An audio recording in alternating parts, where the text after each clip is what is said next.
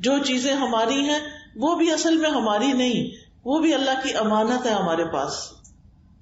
کیا مطلب کہ اس کے ساتھ ہم کرتے کیا ہیں؟ مثلاً یہ ہاتھ کس نے بنایا ہمارے؟ اللہ نے. یہ ہمیں کیوں دیے اللہ نے؟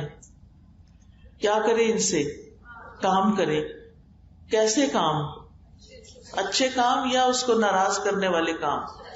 اب آزمائش یہی ہے کہ ہاتھ اللہ نے دیے، دیکھا یہ جا رہا ہے کون ان ہاتھوں کو اللہ سبحانہ وتعالیٰ کی مرضی کے مطابق استعمال کرتا اور کون اس کے خلاف، کون اس کے خلاف استعمال کرتا. آنکھیں کس نے دی ہیں؟ انا للہ. ٹھیک ہے نا؟ مرنے کے بعد یہ آنکھیں کہاں جائیں گی؟ واپس مٹی میں مل جائیں گی. منہا خلقناکم، اس مٹی سے ہم نے تمہیں پیدا کیا.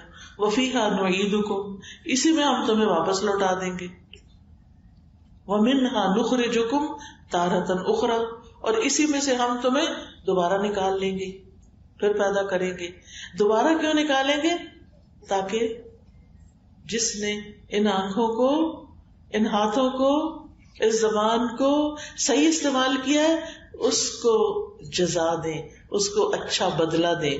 اور جنہوں نے اس کو غلط طریقے سے استعمال کیا، آنکھوں سے حرام چیزیں دیکھی، کانوں سے حرام چیزیں سنی، زبان سے غلط باتیں کی، جھوٹ بولا، چغلیاں کی، غیبتیں کی، دوسروں کو ہرٹ کیا، ستایا، تو پھر کیا ہو؟ ان کو اس کا بدلہ دیں. تو ہر انسان کو آزمایا جا رہا ہے کہ اس کو اللہ نے جو امانتیں دی ہیں، جو نعمتیں دی ہیں، اب وہ ان کے ساتھ کرتا کیا ہے. اسی لیے اللہ تعالیٰ نے ہمارے لیے گارڈز رکھے ہوئے ہیں. کیا نام ہے ان گارڈز کا؟ کرامن کاتبین. وہ کیا کر رہے ہیں؟ لکھ رہے ہیں.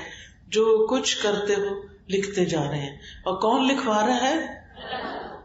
انا کننا نستنسخ، بے شک ہم لکھوا رہے تھے.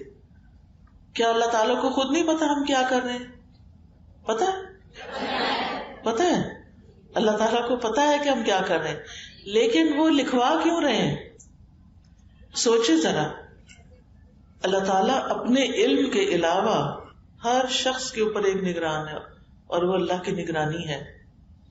اور اس کے باوجود وہ لکھوا رہا ہے تاکہ کل کو کوئی یہ نہ کہے نہیں میں نے تو نہیں کیا. اور آج آپ دیکھیں دنیا میں بھی بعض اوقات ایسے ہوتا ہے کہ لوگ چھپ کے ویڈیو بنا لیتے ہیں، پھر پوچھتے ہیں کہ تم نے کیا، اور جب وہ کہتا ہے کہ نہیں پچھلے دن ایسے ہی کسی نے کیا.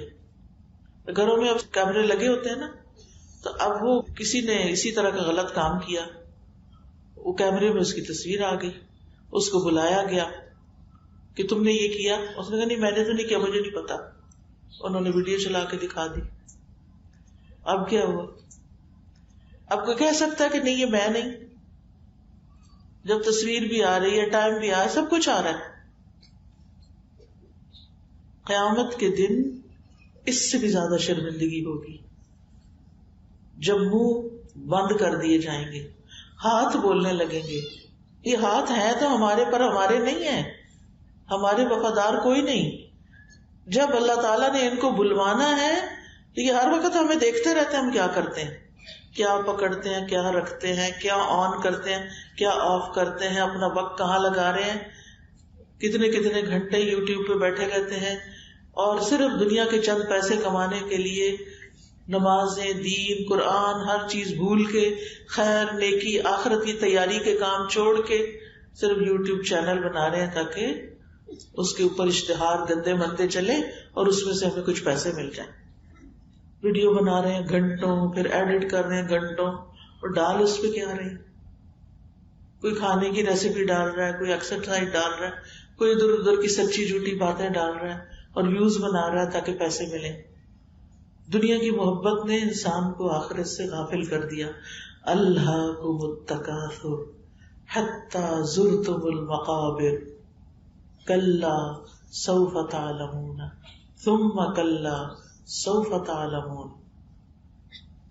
الہاکم التکاثر، ایک دوسرے کے مقابلے میں کثرت سے، یعنی مال حاصل کرنے کی خواہش نے تمہیں لہو لعب میں مبتلا کر دیا، غافل کر دیا.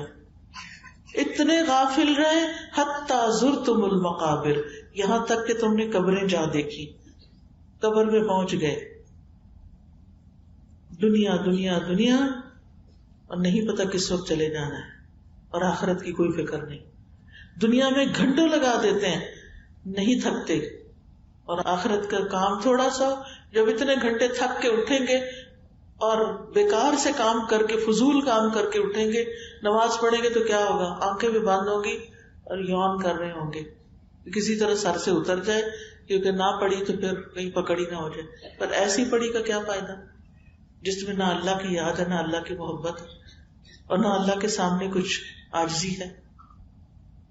تو ہم سب بنیادی طور پر ایک دھوکے میں پڑے ہوئے ہیں کہ شاید ہم نے ہمیشہ یہاں رہنا ہے، شاید یہ جوانی ہمیشہ رہے گی، شاید یہ رنگ میلے ہمیشہ رہیں گے.